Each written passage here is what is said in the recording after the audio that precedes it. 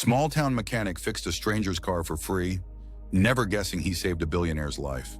The words might have read like a headline, but for Jack Holloway, they were the invisible thread of fate that had woven itself through his calloused hands for 43 years. The early October wind whistled through the gaps in the old garage's weathered boards, carrying the first bite of winter. Jack pulled his worn flannel tighter around his chest and exhaled, watching his breath form ghosts that dissolved into the cold morning air. Miller's Auto Shop, his sanctuary and prison for nearly 2 decades, stood on the outskirts of Pinewood, population 2,736. The hand-painted sign swung slightly, its chains creaking like his own joints after a long day hunched over engines. The radio crackled with static before settling on the local station. Another weather warning. Another forecast promising snow before Halloween. Another day where the phone might not ring. His hands, permanently stained with engine grease that no amount of scrubbing could remove, trembled slightly as he reached for his thermos of coffee. The tremor wasn't from the cold. Dr. Reeves had noticed it 3 months ago during Jack's annual physical, the only medical care he allowed himself since Margaret passed. Parkinson's. The early stages.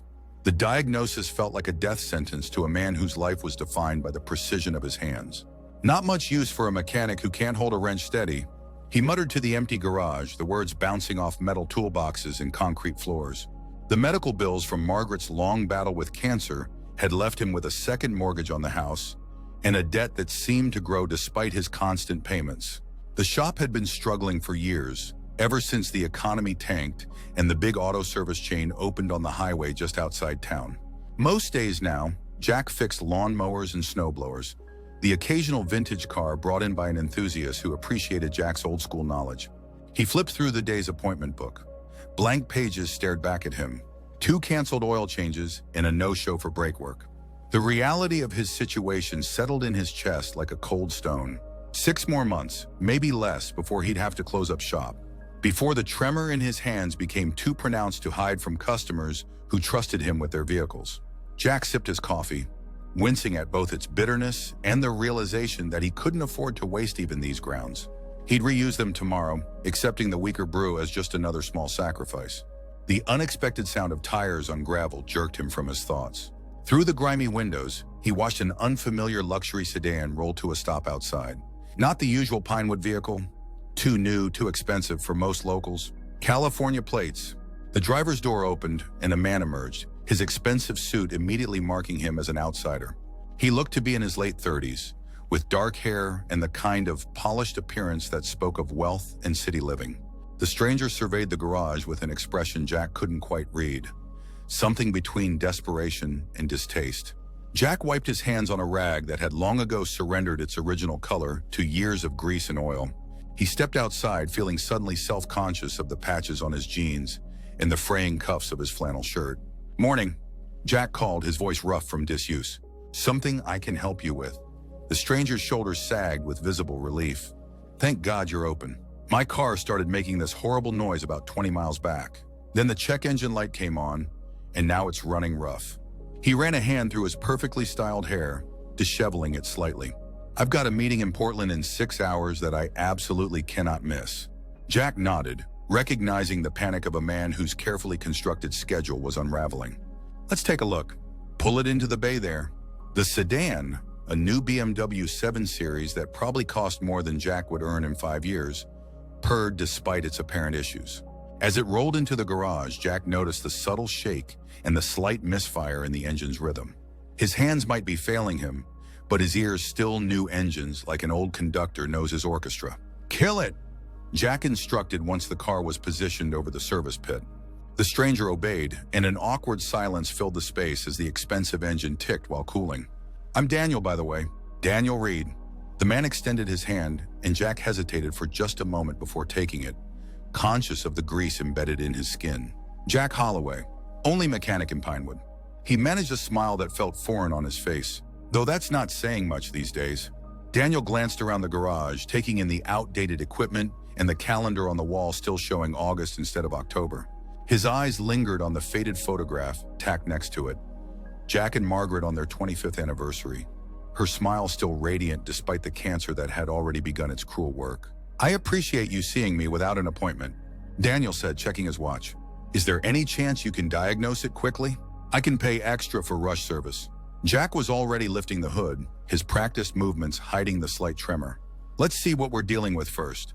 The engine was a marvel of German engineering, all clean lines and compact power. Jack's hands moved methodically, checking connections, inspecting hoses. He found the problem almost immediately. A loose connection in the fuel injection system and a torn vacuum hose. Simple fixes that any dealership would charge hundreds for. You've got a fuel delivery issue, Jack explained, pointing to the problems. Not serious, but it'll get worse if you keep driving. I can have it fixed in about an hour. Relief washed over Daniel's face. That's incredible. The last mechanic I saw in Seattle took 3 hours just to tell me I needed new wiper blades. Jack almost smiled. Different world out here.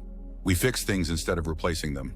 As Jack gathered the parts he needed from his modest inventory, he noticed Daniel pacing, phone pressed to his ear. The conversation was tense. Something about investment portfolios and market projections. Words that belonged to a world Jack had never touched. No, that's unacceptable, Daniel was saying, his voice sharp. The meeting cannot be postponed again. I don't care what Harrison thinks. Tell them I'll be there, even if I have to drive all night. Jack focused on his work, trying to steady the slight tremor in his left hand as he disconnected the battery. The familiar routine calmed him, the methodical steps of diagnosis and repair that had structured his life for decades. Engines made sense. They followed rules, unlike people. Unlike bodies that betrayed you with disease. Unlike banks that changed the terms when you could least afford it. Daniel ended his call with a frustrated sigh. Sorry about that. Work never stops. Must be important, Jack commented, not looking up from the engine. Life or death? Daniel replied, then gave a humorless laugh. At least that's what my board would have you believe. Jack reached for a socket wrench, and the tremor chose that moment to intensify. The tool slipped from his grasp, clattering against the engine block before falling to the concrete floor with a sound that seemed to echo through the entire garage. Daniel didn't miss it. His eyes tracked the trembling hand as Jack quickly shoved it into his pocket, retrieving the wrench with his right hand instead. Arthritis. Jack lied, the word bitter on his tongue. Gets worse in the cold. Daniel nodded, but his eyes held something Jack didn't want to see. Recognition, maybe. Understanding. My father had Parkinson's, he said quietly. The words hung in the air between them. Jack felt exposed, as if this stranger had peered through the carefully constructed walls he'd built around his fear. I don't know what you're talking about, Jack muttered, turning back to the engine. Daniel didn't press. Instead, he leaned against a workbench, watching Jack work. This is a small town, he observed after a moment of silence. You been here long? Born and raised, Jack replied, grateful for the change in subject. Never saw much reason to leave. Family. Jack's hand stilled momentarily. Wife passed 3 years ago. Cancer. No kids. I'm sorry. Jack shrugged, a gesture meant to convey that the grief was old news, manageable. It wasn't. Life happens. You married? Daniel's turned to hesitate. Divorced. 2 years ago. No kids either, thankfully. Would have complicated things. They fell into silence again. But it was different now. Less awkward, more companionable. Jack worked steadily, focusing on keeping his hands as steady as possible. The fuel line connection was delicate work, requiring precision that challenged him more each day. Mind if I ask what brings a California businessman to the backroads of Maine? Jack asked, partly out of curiosity, partly to distract from the concentration he was pouring into controlling his movements. Daniel sighed, rubbing at his temple. Business meeting in Portland. I could have flown, should have flown, but... He trailed off, looking suddenly vulnerable. I hate flying. Panic attacks. Embarrassing for a CEO to admit, but there it is. Jack nodded, understanding fear all too well. Nothing embarrassing about it. We've all got our things. My therapist suggested exposure therapy. Short flights, gradually increasing distance. Instead, I decided to drive cross-country for critical meetings. Daniel laughed at himself. Not my most rational decision. Sometimes the long way is the only way that works for you. Jack replied, thinking of his own stubborn refusal to sell the garage despite its dwindling profitability. As Jack worked, Daniel wandered the garage, examining the vintage tools hanging on the wall, the faded photographs of cars Jack had restored over the years. He paused at a dusty shelf holding trophies from local car shows, reminders of a time when Jack's reputation had drawn customers from 3 counties away. You've won a lot of awards, Daniel observed. Jack glanced up briefly. That was a long time ago. Back when people still appreciated craftsmanship. They still do, Daniel said. Just harder to find. Jack's focus returned to the engine, his movements deliberate and measured. The torn vacuum hose was replaced, the connection secured. He was tightening the last fitting when the tremor returned with unexpected force. The wrench twisted wrong, stripping the bolt head. "Damn it!" Jack muttered, frustration burning in his chest. Without a word, Daniel stepped forward. "May I?" he asked, hand extended for the tool. Pride warred with practicality in Jack's mind. Finally, practicality won. He handed over the wrench. "My father insisted on fixing his own car until the end," Daniel explained, his hands moving with surprising competence as he extracted the stripped bolt. "I learned to help when his hands couldn't manage the fine work anymore. Tell me what to do and I'll be your hands." Something about the offer, its simplicity, its lack of pity, broke through Jack's defenses. For the next 40 minutes, they worked together in a rhythm that felt unexpectedly natural. Jack directed, Daniel executed. They barely spoke beyond necessary instructions, yet Jack felt understood in a way he hadn't since Margaret. When the repair was complete, Jack closed the hood with a satisfying thunk. "That should do it. Start her up." Daniel slid into the driver's seat and turned the key. The engine caught immediately, purring with a smooth, even tone that spoke of perfect calibration. The check engine light remained dark. "Sounds perfect," Daniel said, genuine admiration in his voice. He killed the engine and stepped out. What do I owe you?" Jack hesitated. The parts were minimal, less than $30 from his inventory. Labor would normally add another $100. The garage needed every dollar it could get, but something about this interaction, the way Daniel had stepped in without judgment, the quiet companionship of the last hour, felt valuable in a way money couldn't measure. "No charge," Jack said finally. "Parts were just scraps I had lying around." Daniel's expression shifted to disbelief. "That's ridiculous. I know what this would cost at a dealership." "We're not at a dealership," Jack replied simply. "Consider it roadside assistance. At least let me pay for your time." Jack shook his head, suddenly feeling foolish but committed to the gesture. "Time's the one thing I've got plenty of these days." Daniel studied him for a long moment, then nodded slowly. "I won't insult you by insisting, but I don't forget kindness, Mr. Holloway." Jack waved away the formality. "Just Jack." "Jack," Daniel echoed, extending his hand again. This time Jack took it without hesitation. "Thank you. You've quite literally saved my life today. This meeting, it's more important than I can explain." They shook hands and Jack felt something pass between them. An understanding, perhaps, or simply the recognition of one human being by another. "Drive safe," Jack said as Daniel slid back into the BMW. "Weather's supposed to turn nasty tonight." Daniel nodded, then paused with his hand on the door. "You know, my father found a clinical trial in his last years. Deep brain stimulation. It gave him back his hands for almost 5 years." He reached into his wallet and pulled out a business card, placing it on the workbench. "Just in case you ever want to explore options." Before Jack could respond, to reject the implied charity, to bristle at the presumption, Daniel had closed the door and started the engine. With a final wave, the BMW pulled away, leaving nothing but swirling dust and the fading sound of a perfectly tuned engine. Jack picked up the business card. Daniel Reed, CEO, Horizon Medical Technologies. It read in simple, elegant type. Below that, a personal cell number had been hastily scrawled.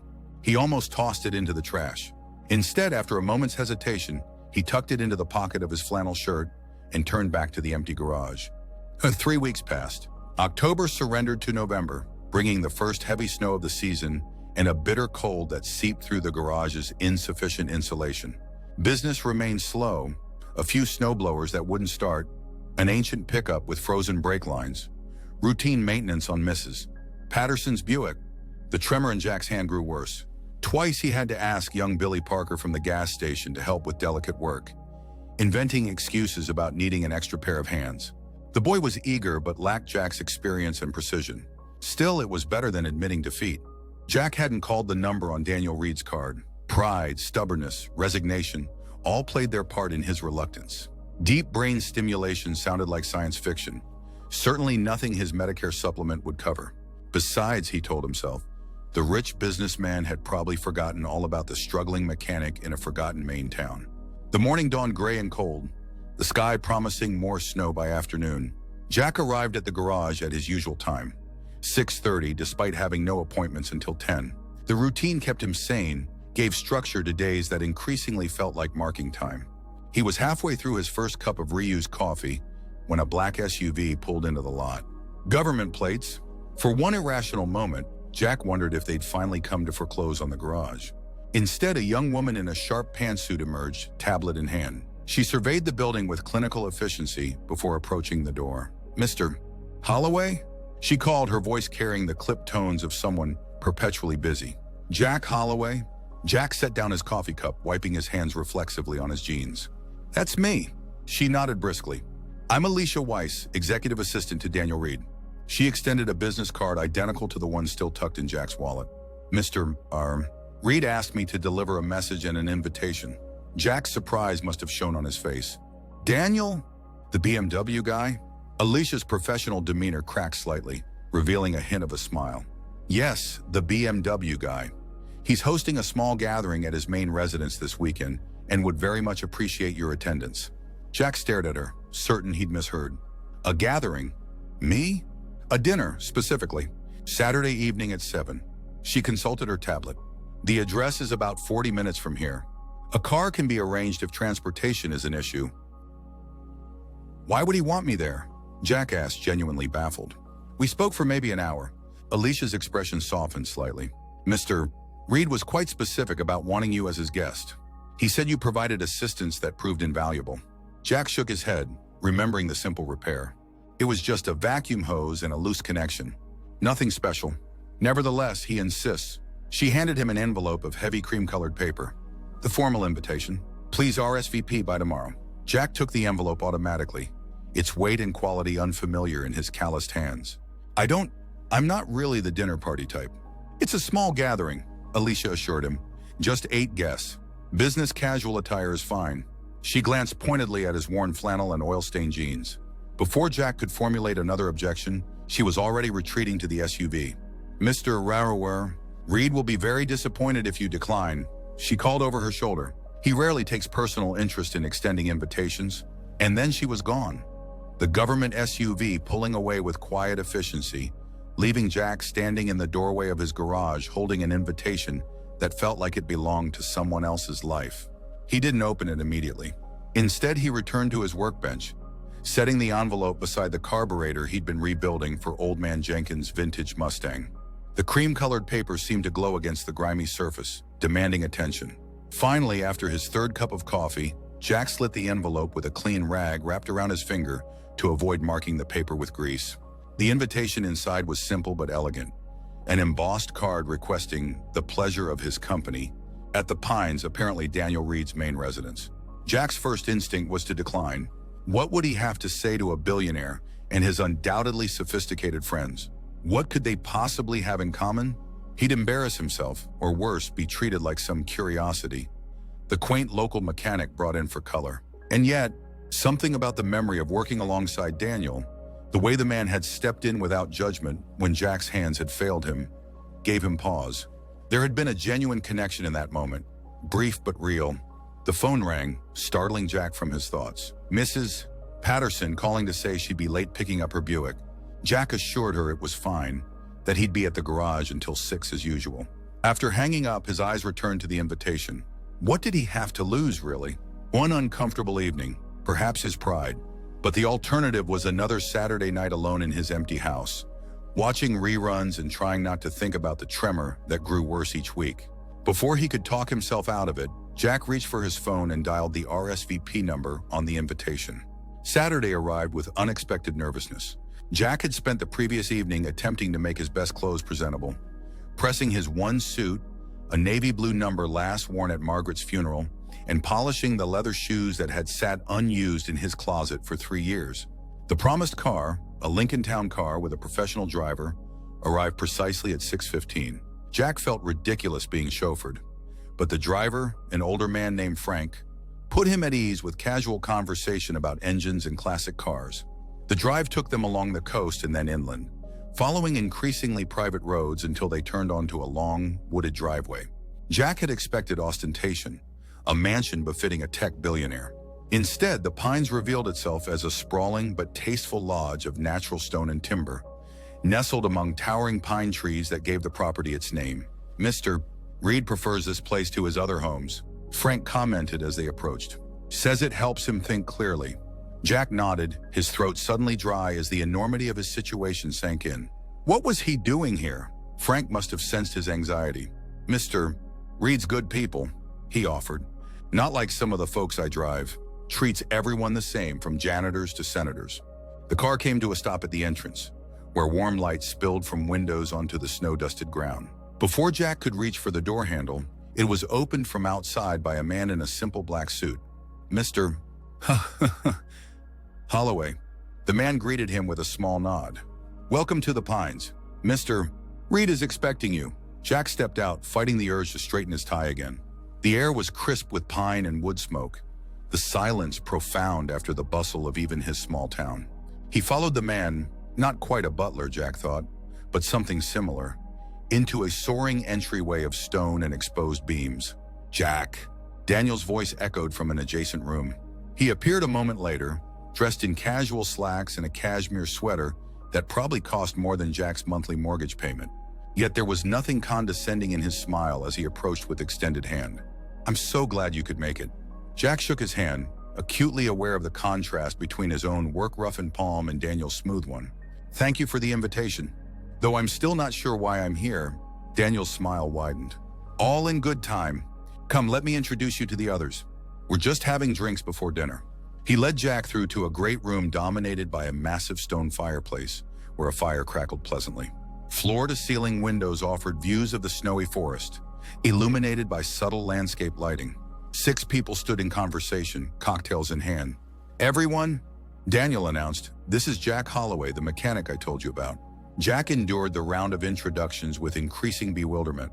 A neurosurgeon from Johns Hopkins, the head of research for Horizon Medical Technologies, a professor of biomedical engineering, a woman introduced as a patient advocate who had once been a concert pianist, a venture capitalist whose firm specialized in medical innovation, and finally an elegant older woman who turned out to be Daniel's mother, Eleanor Reed. "It's so wonderful to meet you, Mr.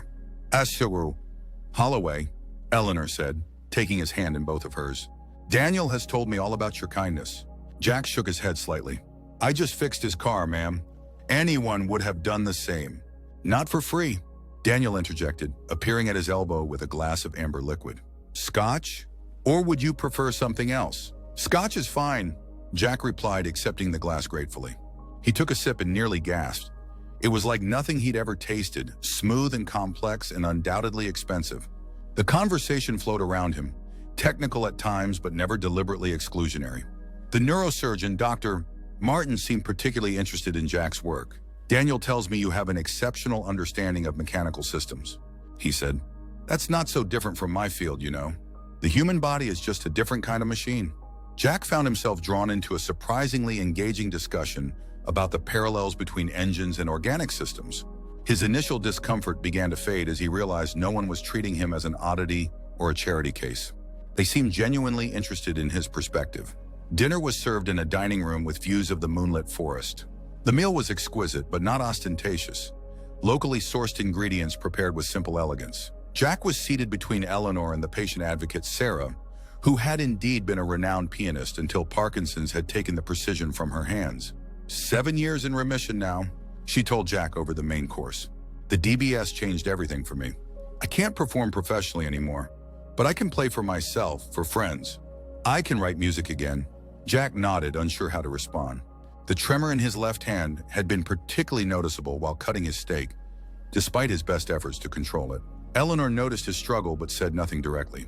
Instead, she deftly changed the subject to Jack's garage, asking insightful questions about his business and the challenges of running an independent shop in the age of dealership service centers. It wasn't until dessert was served, a simple but perfect apple tart, that Daniel finally addressed the purpose of the gathering. "I imagine you're wondering why I invited you here tonight, Jack," he said, his voice carrying easily across the table as conversations quieted. "Why you're sitting among medical specialists and researchers." Jack set down his fork, suddenly tense. "The thought had crossed my mind." Daniel smiled slightly. 3 weeks ago, you fixed my car when it broke down. A simple repair, you said. But what you couldn't have known is that I was on my way to the most important meeting of my career, a presentation to secure funding for a new medical research initiative at Horizon." He paused, taking a sip of water.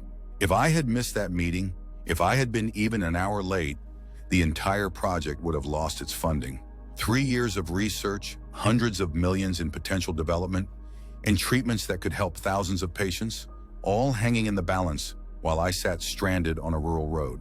Jack felt the weight of every eye at the table on him. "You'd have found another mechanic eventually," he said quietly. "Perhaps. But not in time." Daniel's gaze was intense, sincere. "You didn't just fix my car that day, Jack. You quite literally saved a medical breakthrough." The venture capitalist, Howard something, nodded emphatically. The presentation was the final piece. The funding committee was split. Without Daniel there to answer their questions, to address their concerns in person, we would have lost the vote. The initiative passed by a single vote. Daniel continued. "And because of that, Horizon is now developing the next generation of deep brain stimulation technology for Parkinson's and essential tremor. More precise, less invasive, and, most importantly, more affordable." Jack's mouth had gone dry. He reached for his water glass, conscious of the slight tremor as he lifted it. That's good news for a lot of people." "It is, Doctor," Martin agreed. "And we want you to be among the first to benefit from it." The room fell silent. Jack looked from face to face, confusion giving way to understanding. "Is that what this is about? You want me to be some kind of test subject?" "Not a test subject," Daniel corrected gently. "A candidate for early treatment. The clinical trials begin in January. We're looking for participants who meet specific criteria." "Doctor, Martin believes you would be an excellent candidate." "Based on what?" Jack asked, his voice sharper than he'd intended. "You watched me work for an hour 3 weeks ago. Based on the stage of your condition, your overall health profile." "My health profile? You don't know anything about my health." Daniel had the grace to look slightly embarrassed. "Your doctor, Dr. Reeves, is an old college friend of Dr. Martin's. When I described your symptoms, Martin reached out to him. With your permission, of course, Reeves shared your basic medical information." Jack set down his glass with deliberate care, anger rising. "So you've all been discussing my private medical condition behind my back? Planning my treatment without even asking me?" "No, Jack," Sarah interjected, her voice gentle but firm. "No one has planned anything without you. We're offering you an opportunity, nothing more. The choice is entirely yours." "And if I say no?" Jack challenged, looking directly at Daniel. "Then you say no," Daniel replied simply. "You go home tonight and nothing changes." The invitation was genuine, regardless of your decision about the trial. Jack felt the fight go out of him, replaced by confusion and a tangle of emotions he couldn't quite name. "Why me? There must be thousands of people who need this treatment more than I do." Eleanor reached over and placed her hand lightly on his arm. "My husband, Daniel's father, died of complications from Parkinson's 5 years ago. The tremors took his dignity long before the disease took his life."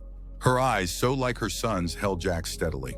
"When Daniel told me about you, about how you helped him despite your own struggles, how you refused payment when you clearly needed it, I saw Richard in you. The same pride, the same determination to help others even when you needed help yourself." Jack looked down at his dessert plate, uncomfortable with the emotion thick in her voice. "The trial needs 50 participants. Doctor," Martin explained into the silence, "you would be one of them.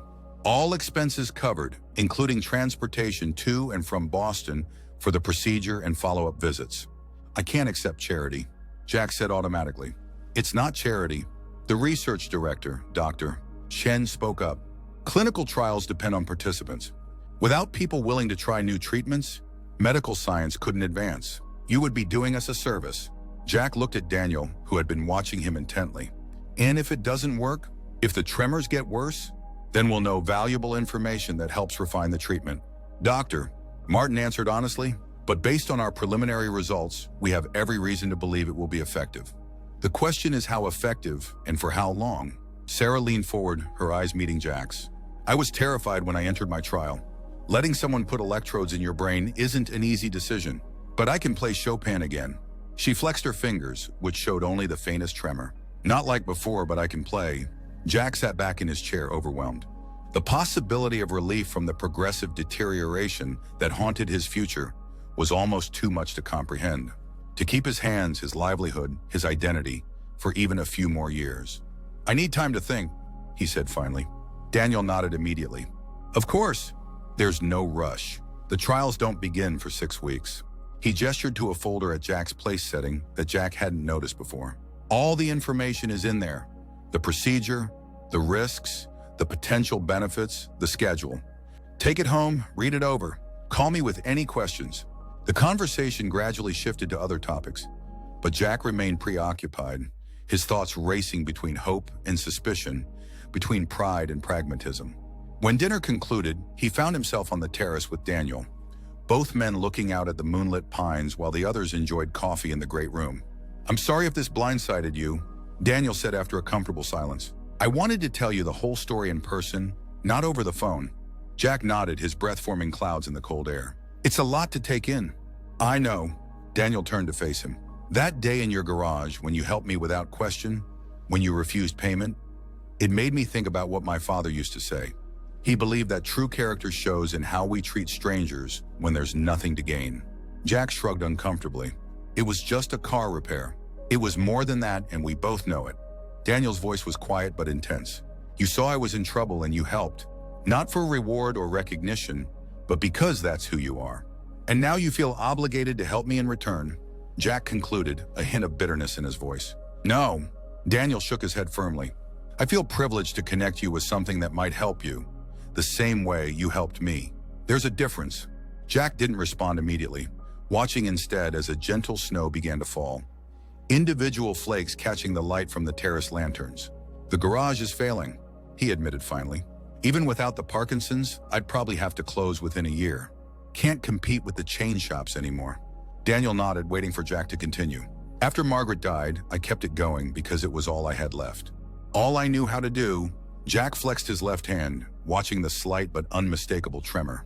"When the diagnosis came, it felt like losing her all over again. Losing the last piece of the life we built." "I understand," Daniel said softly. "When my father's tremors began, he tried to hide them, kept working, insisted nothing was wrong.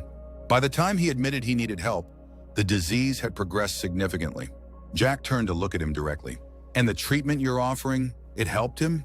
A shadow crossed Daniel's face. "It came too late for him. The technology then wasn't what it is now. That's why this project matters so much to me. Why Horizon has invested so heavily in improving DBS technology. So I'd be helping you fulfill some kind of promise to your father," Jack said, not unkindly. "Perhaps," Daniel acknowledged, "but you'd also be helping yourself, and potentially thousands of others down the line." They stood in companionable silence for several minutes, watching the snow fall. Finally, Jack spoke.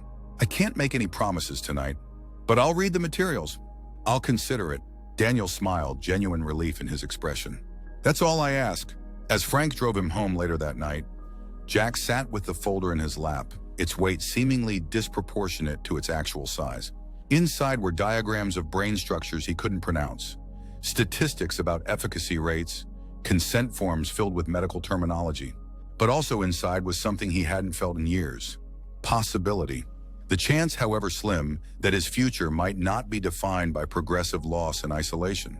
The snow fell harder as they approached Pinewood, transforming the familiar streets into something softer, more forgiving. Jack thought about Margaret, what she would say if she were here. She had always been the brave one, pushing him to take chances when he would have played it safe. "You don't have to decide tonight," she would have told him, "but don't let pride make the decision for you." As the Lincoln pulled up to his modest house, Jack thanked Frank and stepped out into the gently falling snow. The folder tucked securely under his arm, he walked to his front door, each step leaving a temporary mark in the pristine white covering. Inside, he set the folder on his kitchen table and made a cup of tea, a habit he'd adopted from Margaret. Sitting in the quiet house, he opened the folder and began to read, the tremor in his hand momentarily forgotten as he absorbed information about a future he hadn't dared to imagine. The clinical trial began on a Tuesday in January, 6 weeks after the dinner at the Pines. Jack had read the materials a dozen times, consulted with Dr. Reeves, and finally, after long nights of deliberation, signed the consent forms. Daniel had arranged everything, true to his word. A car service to Boston, accommodations at a hotel near the hospital, a stipend for meals and incidentals that Jack had initially refused, but eventually accepted as part of the trial protocol. The procedure itself was less invasive than Jack had feared. Advances in imaging technology meant the surgeons could place the electrodes with incredible precision, requiring only small incisions. He was awake for parts of it, answering questions and performing simple tasks as doctor. Martin and his team navigated the geography of his brain. Recovery was swift. Just 3 days in the hospital before he was released to the hotel with instructions for rest and careful monitoring. Daniel visited daily, bringing books about vintage cars and updates about the garage, which Billy Parker was watching over in Jack's absence. The kid's actually doing pretty well, Daniel reported, settling into the chair beside Jack's bed. Mrs. Patterson says he reminds her of you when you first started working there under old Miller. Jack snorted softly. Mrs. Patterson has a selective memory. I was a disaster my first year. Nearly set the place on fire trying to weld a muffler. Daniel laughed, then grew more serious. How are you feeling today? Jack considered the question honestly. The incisions were healing well, with minimal discomfort. The device, smaller than he'd expected, implanted near his collarbone, was barely noticeable under his skin. Good, he said finally. Different. Hard to explain. The neurologist had warned him that results wouldn't be immediate. The stimulation parameters needed adjustment, calibration to his specific symptoms. But even in these early days, Jack had noticed subtle changes. Moments of stillness in his left hand that had been absent for months. Doctor, Martin says your response is encouraging. Daniel offered. Your brain activity patterns show positive adaptation to the stimulation. Jack flexed his hand experimentally. The familiar tremor was there, but muted somehow, less insistent. We'll see, he said, unwilling to hope too much yet. The next weeks passed in a rhythm of checkups, adjustments, and gradual improvement. Jack returned to Pinewood after 10 days, the garage welcoming him back like an old friend. Billy had kept things running surprisingly well, showing an aptitude for the work that Jack hadn't fully appreciated before. Thought maybe you could use an apprentice, the young man suggested hesitantly on Jack's first day back. I mean, if you're planning to keep the place open? The question caught Jack off guard. Before the surgery, he'd accepted the garage's eventual closure as inevitable. Now, watching his steadier hands adjust a timing belt, he allowed himself to consider alternatives. Might not be a bad idea, he conceded. Place needs new blood. February brought heavy snow, and with it, an uptick in business as plows broke down and cars struggled with the harsh conditions. Jack found himself working alongside Billy, teaching as they went. The tremor remained, but it was manageable now. Present but no longer progressive, no longer a death sentence for his livelihood. Daniel called weekly, ostensibly to check on Jack's progress for the trial data, but their conversations often wandered to other topics. Cars, business, the challenges of adapting to change. Jack found himself looking forward to these calls, to the friendship that had developed between them despite their vastly different worlds. In early March, as the first hints of spring began to emerge from beneath Pinewood's snowdrifts, Daniel called with a different purpose. I'm coming to Maine next weekend, he announced. There's something I'd like to discuss with you in person. Something important. Jack agreed to meet him, curiosity piqued. They arranged to have dinner at the only restaurant in Pinewood that could reasonably be called upscale. A renovated farmhouse that served decent steaks and had tablecloths. When Saturday arrived, Jack found himself dressing with unusual care. Not the funeral suit, but clean jeans and a new button-down shirt he'd ordered online. His hair, grayer now than 3 months ago, was freshly trimmed. Daniel was already seated when Jack arrived, nursing a glass of red wine and studying something on his tablet. He looked up with a genuine smile as Jack approached. You're looking well, he observed as they shook hands. How's the tremor? Jack demonstrated by holding out his left hand. The slight shake was still visible, but dramatically reduced from their first meeting. Better than I could have hoped, he admitted. Doctor, Martin says the response has exceeded expectations. The whole trial is producing remarkable results, Daniel confirmed, gesturing for Jack to sit. That's partly why I wanted to meet. The preliminary data is so promising that Horizon is accelerating the timeline for FDA approval. That's good news, Jack said, signaling the waiter for a beer. Means more people can get help sooner. Exactly. Daniel set aside his tablet and leaned forward slightly. But that's not the only reason I'm here. I have a proposition for you. Jack raised an eyebrow, waiting. I've been thinking about your garage, Daniel began, about how places like it are disappearing across the country. Independent mechanics with real expertise, being squeezed out by chains and dealerships. It's the way of the world. Jack shrugged, though the reality still stung. Even with his improved condition, the financial fundamentals of Miller's auto shop remain challenging. It doesn't have to be, Daniel countered. What if there was a way to preserve what makes your garage special while making it financially viable? Jack's beer arrived, and he took a long swallow before responding. I'm listening. Horizon is more than just medical technology, Daniel explained. We have a division focused on technical education and workforce development. Part of our mission is preserving valuable skills that are being lost to automation and consolidation. He pulled up something on his tablet and turned it so Jack could see. Architectural renderings of a building that looked remarkably like an expanded version of his garage. I'm proposing a partnership, Daniel continued. Horizon would provide funding to modernize your facility and expand it into a training center for automotive restoration and repair. You'd continue running the business, but with resources to hire apprentices like Billy and teach them the skills that are becoming rare. Jack stared at the renderings, struggling to process what he was hearing. You want to invest in a failing garage in the middle of nowhere? I want to invest in you, Daniel corrected, in what you know and your experience. The location is actually perfect.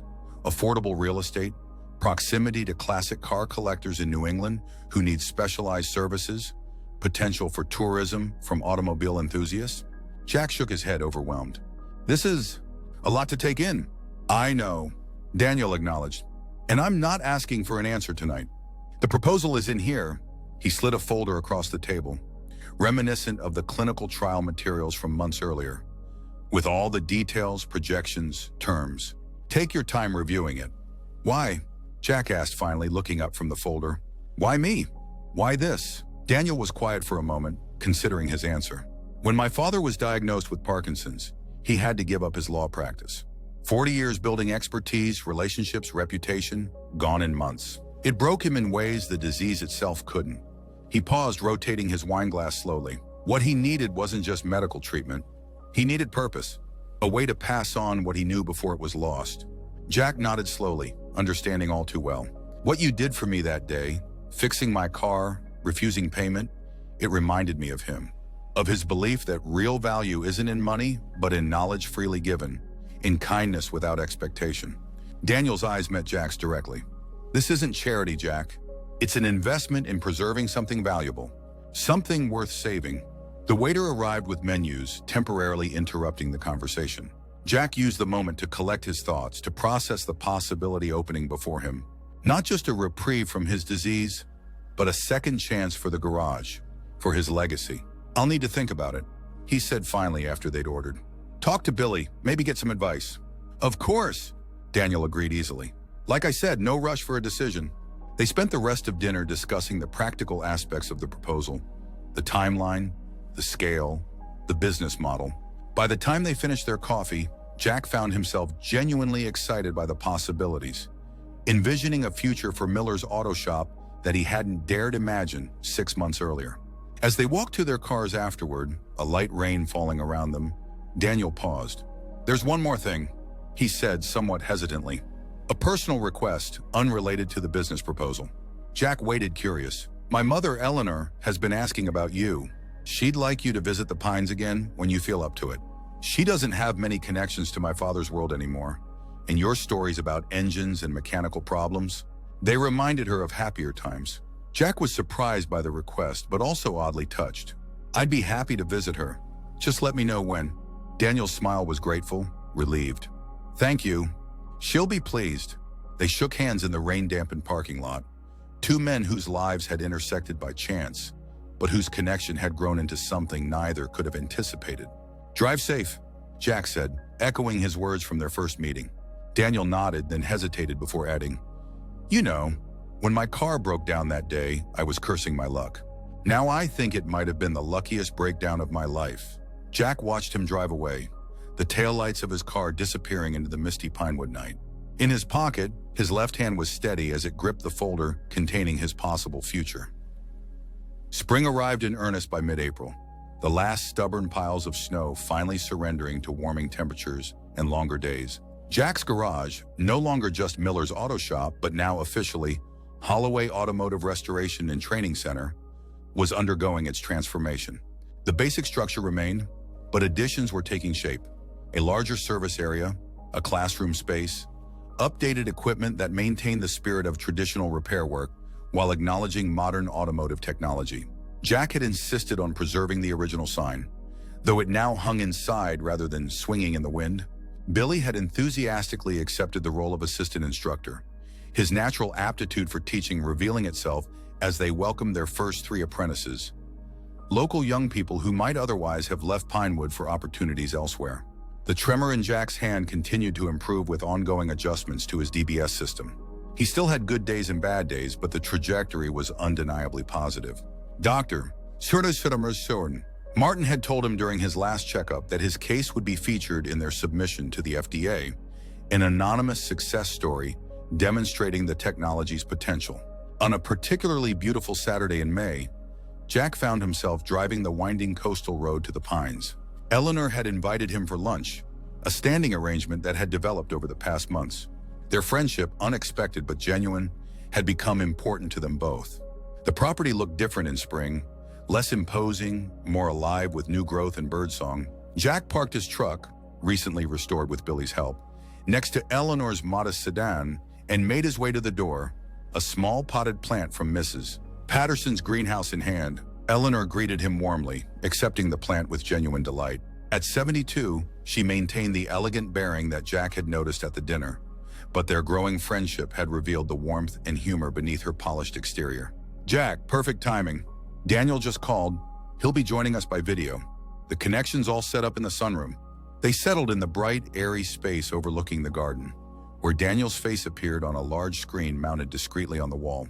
He was in California, the early morning light there creating a strange temporal disconnect with the midday Maine sunshine. Jack. Mom. Sorry I couldn't make it in person. The FDA meeting got rescheduled. Eleanor waved away his apology. We understand. Important matters first. How's the garage coming along? Daniel asked, leaning forward as if trying to physically bridge the digital gap between them. Jack couldn't help the pride that colored his voice as he described the progress. Framework for the addition is complete. Equipment arrives next week. Billy's already got the apprentices rebuilding their first engine. Any challenges with the town permits? All cleared thanks to your team. Though Mayor Richards nearly had a heart attack when he realized the scale of the investment coming into Pinewood. They laughed together, the ease of their conversation a testament to the friendship that had developed over these months. As they talked, Jack noticed Eleanor watching them with a subtle smile, her eyes bright with something that might have been satisfaction. Lunch was served on the terrace, a simple but perfect meal of locally caught fish and spring vegetables. As they ate, the conversation turned to the future, the grand opening of the training center planned for July, the pending FDA approval for the DBS technology, Eleanor's plans to establish a foundation in her late husband's name. I've been thinking, Jack said during a lull, about doing something special for the opening. A tribute of sorts. Eleanor looked interested. What kind of tribute? I found Margaret's old camera in the attic last week. One of those instant ones that prints the photos right away. She used to document everything at the garage. The interesting repairs, the customers with their fixed cars, the before and after shots. Jack pulled a worn photograph from his pocket, himself 20 years younger, standing proudly beside a restored 1967 Mustang, his arm around a smiling brunette woman. Margaret believed every repair had a story behind it. That's what I want to capture at the center. Not just the mechanics, but the stories. He looked up at Eleanor and the screen showing Daniel, including this one. How a broken-down BMW led to all of this. Eleanor reached across the table to squeeze his hand, the left one, which now trembled only slightly. Richard would have loved that idea. He always said mechanics and lawyers had one thing in common. They both fixed things that mattered to people. Daniel nodded on the screen, his expression thoughtful. It's perfect, Jack. A living history of the work. As lunch concluded and they moved back to the sunroom for coffee, Jack found himself reflecting on the improbable journey of the past 7 months. From a dying business and a progressive diagnosis to a new purpose in a treatment that had given him back his future. From isolation to connection. From resignation to hope. I never properly thanked you, he said suddenly, looking from Eleanor to Daniel's image on the screen. Both of you, for everything. Eleanor shook her head gently. There's no debt between friends, Jack. Besides, Daniel added with a smile, I'm the one who should be thanking you.